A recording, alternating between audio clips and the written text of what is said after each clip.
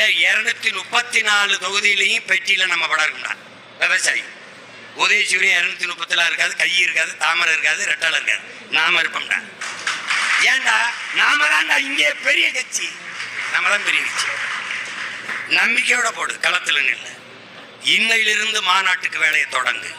பிப்ரவரி 7 பேரடிச்சா கொண்டுடா உலகம் திரும்பாது.